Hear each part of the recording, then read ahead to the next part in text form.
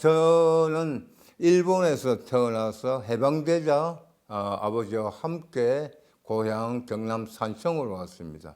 아버지는 경남 산청 지리산 살록 산청군 단성면 울이라는 곳에서 구장 활동을 하면서 열심히 활동을 하셨다고 그래요. 활달한 분이었다고 그럽니다. 많은 분들로부터서 칭송받고 많은 분들이 우러러보는 그런 분이었다고 그래요.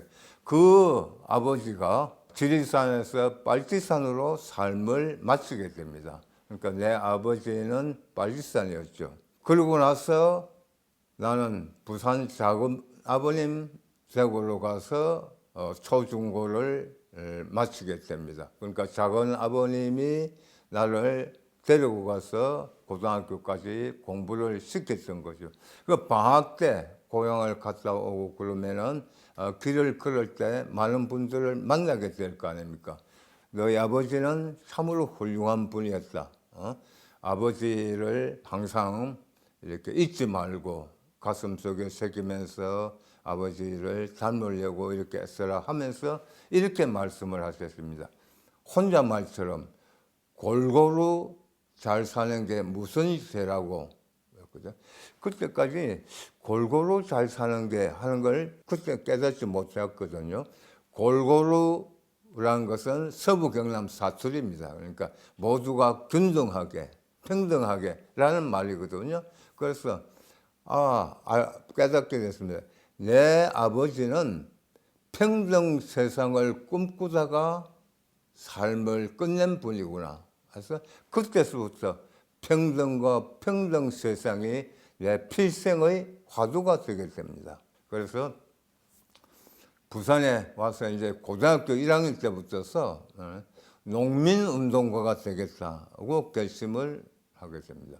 그리고 대학 입시 공부보다는 사회과학 서적을 탐독하죠. 고등학교 3학년 때 한국 농촌 개혁 방안에 관한 나름대로의 논문을 썼습니다. 대학 노트 한 권 분량의 논문이었습니다.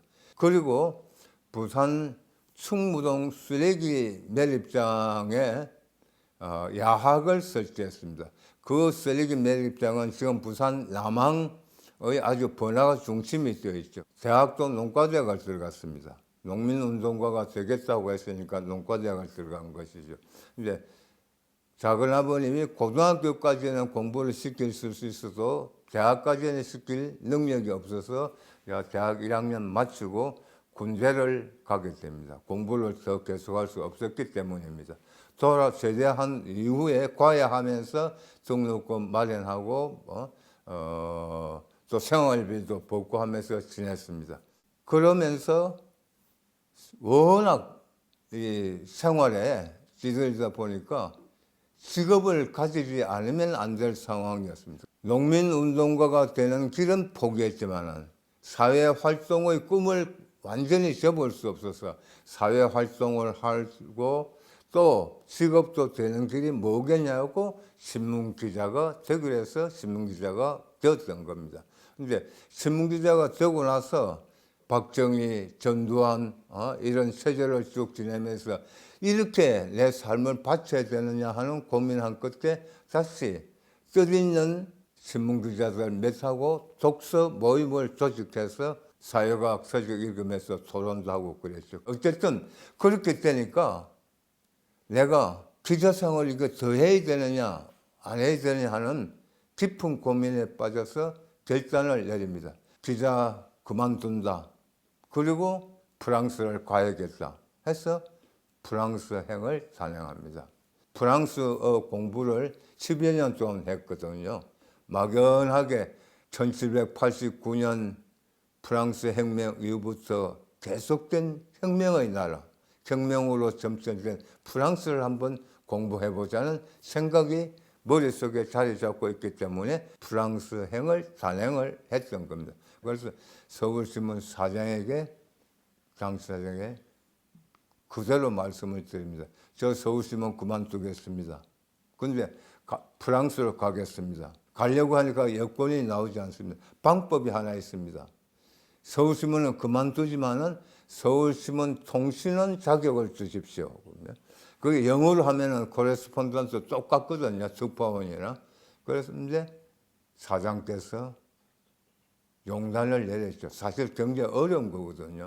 빨치산을 둔 아버지가 연좌제에 걸려서 여권이 안 나오는데 편법적으로 여권을 나오게 한다는 것이 쉬운 일이 아니잖아요. 어쨌든 그렇게 해서 프랑스로 갔는데 가서 3개월 정도 있다가 김행욱 실종 사건이 터집니다. 나는 말하면은 서울신문을 그만뒀지만 실질적으로 회사에서는 다급하잖아요.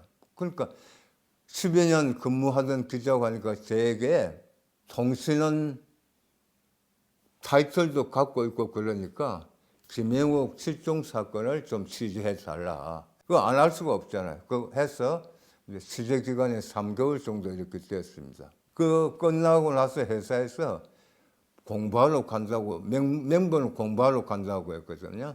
거기서 특별하지만 그냥 현지에서 서울신문 특파원으로 활동하는 게 어떻겠냐. 단 대신에 상당한 자유스러운 시간을 보장한다. 그리고 급료는 또 다른 사와 같은 정도의 급료는 되지 않는다. 고민 끝에 받아들여서 특파원 생활에서 8년의 특파원 끝나고 돌아오자 언론사에 줄줄이 노조 창립 바람이 불었고 서울신문에도 4월에 노조가 창립되어서 사장 신분으로 가입했죠. 그러니까 가장 직급이 높고 가장 나이가 많은 조합원이었습니다. 그 활동을 하면서 자연스럽게 각사 파업 투쟁 현장에 달려가서 연재 활동도 하면서 내가 부각이 돼서 1988년 11월 26일 전국 언론노동조합 연맹이 창립되었을 때 초대 위원장으로 선출이 되었습니다. 그래서 초대 2대, 3대 위원장을 맡게 되었습니다. 그런 삶을 이렇게 쭉 지내다 보니까 한국 말하면 정치에 대해서, 즉 역대 대통령들의 독재 행위에 대해서 용납할 수 없는 그런 활동이 되었던 거죠. 그래서 그와 함께 이어서 맞서는 그걸 뭘 해야 되겠냐 하는 것이 오늘의 나로 이끌었습니다. 예.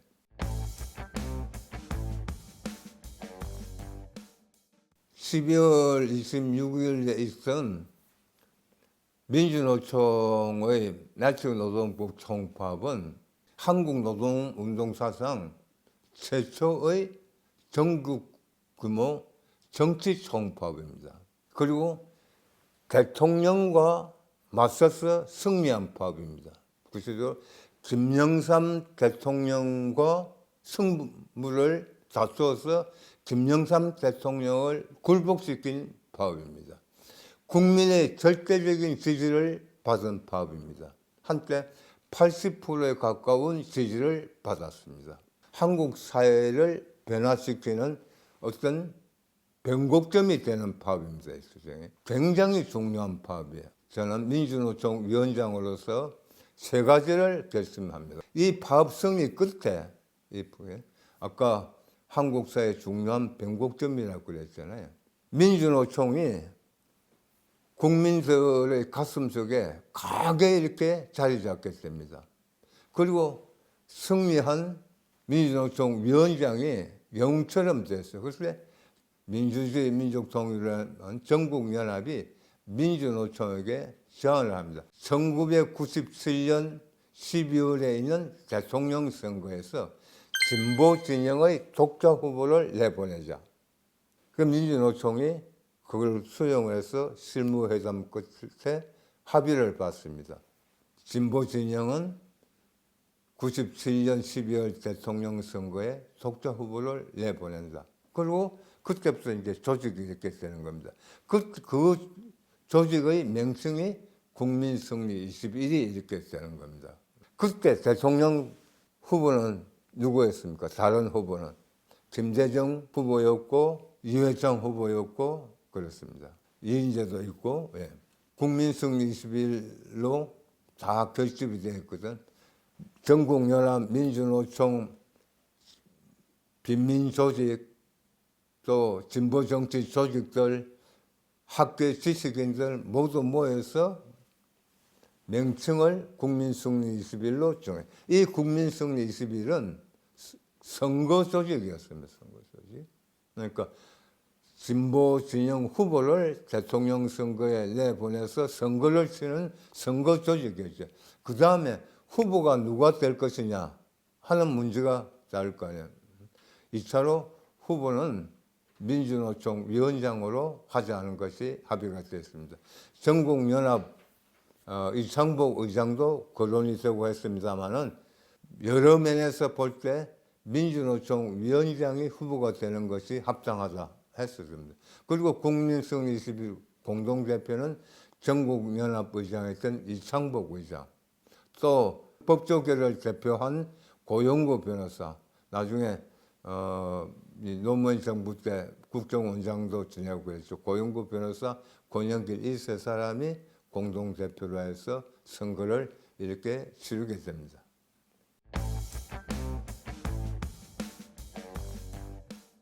권영길은 진보 진영의 후보였습니다.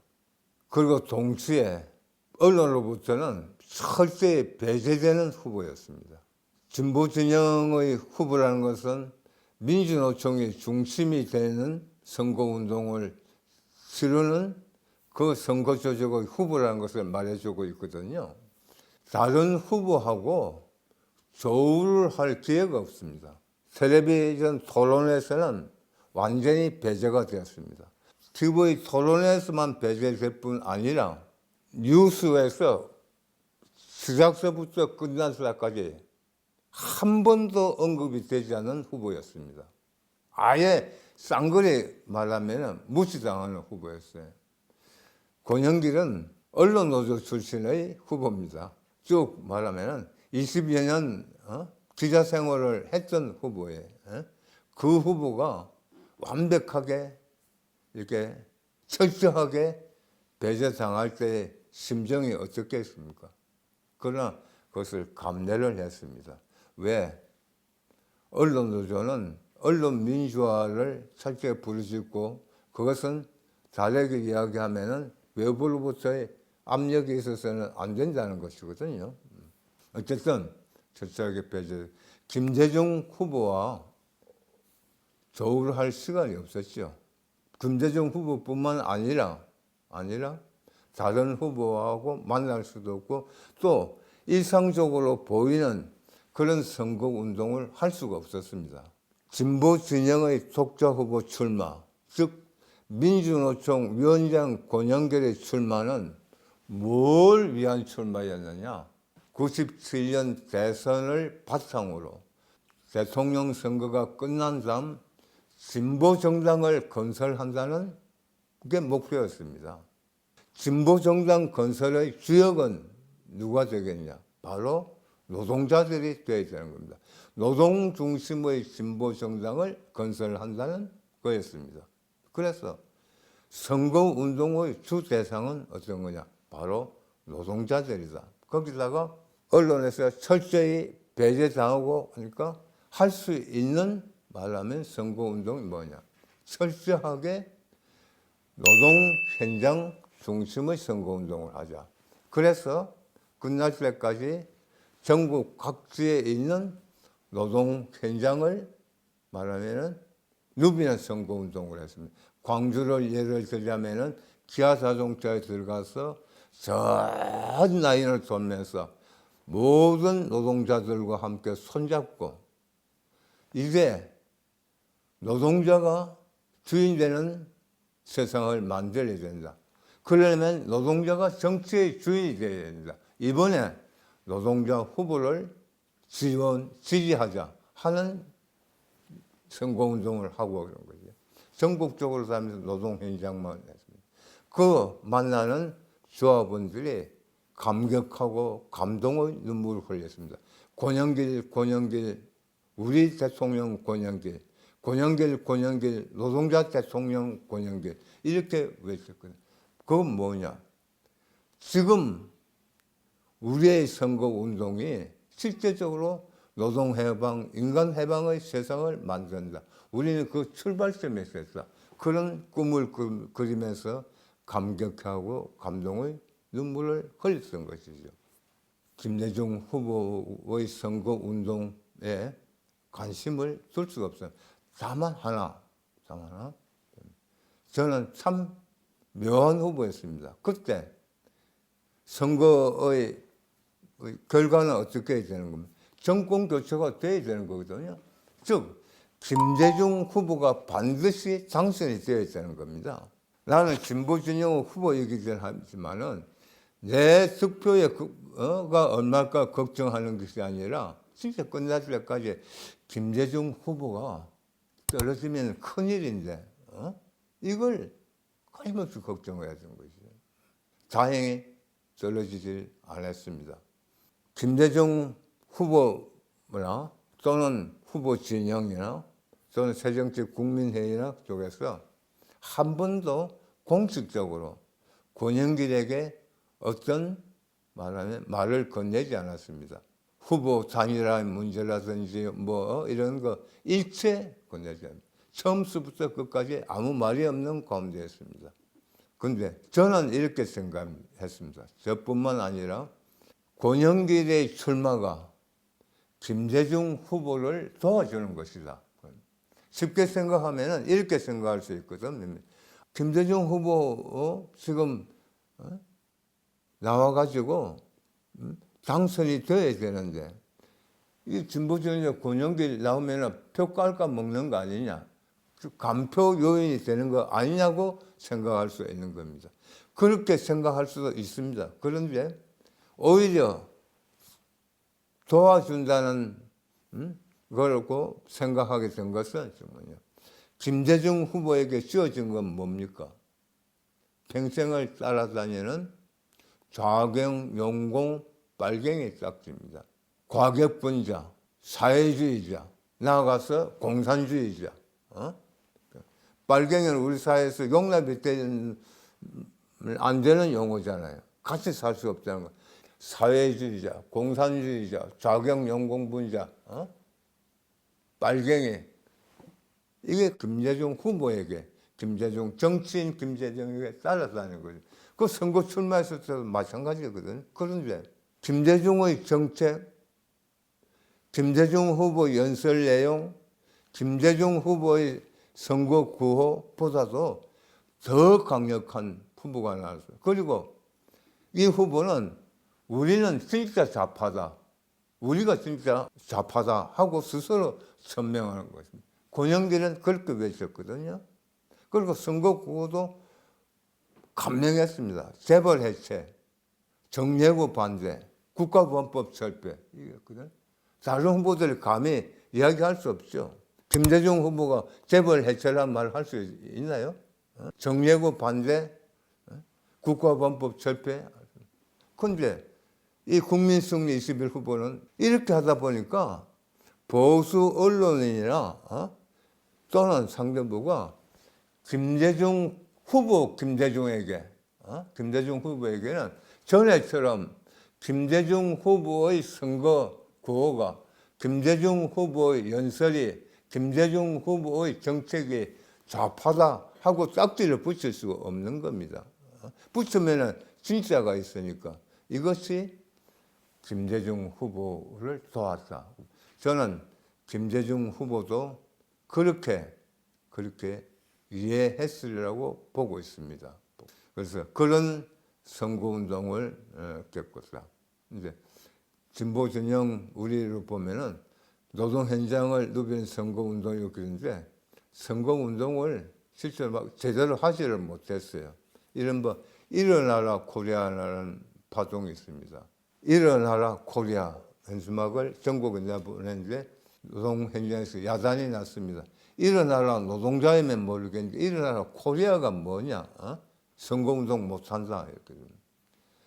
선거 백보도 일어나라 코리아고 후보 얼굴이 없는 백보예요. 그 왜 그렇게 하냐고 하니까 선거 기획한 팀이 전문가라고 하는 팀이었다고 그러는데 이렇게 해야 관심을 끈다. 권영길이라는 후보, 진보 진영의 후보, 국민승리 21의 후보 모를 거 아니야. 국민승리 21이 뭔지 모르는 거 아니냐. 근데 멀리서 보는 후보 얼굴은 없고 진짜 조그만하고 이렇게 관심을 갖고 가서 이렇게 보면은 아, 국민승리 21이 진보 진영 결집체라는 거 알고 그러면은 주목을 받을 거다 하는 것이었다는 겁니다. 나중에 알고 보니까 그거야말로 아마추어적인 승법이었어요. 결론적으로 그때 선거는 후보 얼굴을 유권자들이 모르는 속에서 나아가서 후보가 누군지도 모르는 속에서 끝난 국민승리 21의 선거였습니다. 그러나 김대중 후보는 당선이 되었습니다. 조금 전에 김대중 후보가 이해했을 것이라고 이렇게 저는 생각을 하는데 그것을 믿는 근거가 하나 있는데 선거가 끝나고 김대중 후보가 이제 조각을 할 것 아닙니까? 그때 모 인사가 저에게 와서 노동부 장관으로 들어가는 게 어떻겠냐는 제의를 하게 됩니다. 오래 걸리지 않고 제가 거부했죠. 권영길이 출마한 것은 노동자들과 함께 진보 정당을 건설하자는 것이다. 나의 꿈은 평등, 평화, 통일의 길을 건너가는 것이고 그 구체적인 표현은 노동자와 함께하는 진보 정당의 건설이고 이것은 모든 노동자들의 꿈이다. 그것을 버리고 내가 다른 길로 갈 수가 없다. 그 제의가 김대중 대통령 당선자의 진이었는지 아니면 실제로 김대중 대통령 당선자가 구체적으로 너에게 지시를 한 건지 언제는 모르겠습니다만은 중간에서 저에게 전하는 사람의 말은 김대중 정부의 초대 노동부 장관으로 들어가기를 바라고 있다 하는 것이었습니다. 만약에 저는 사실을 같다고 믿고 있는데 사실이라고 한다면은 김대중 후보가 권영길의 출마가 자신의 표를 갉아먹는 요인이 아니라 오히려 도움이 되는 것이라고 생각지 않았을까 하는 걸 저도 그렇게 보고 있습니다.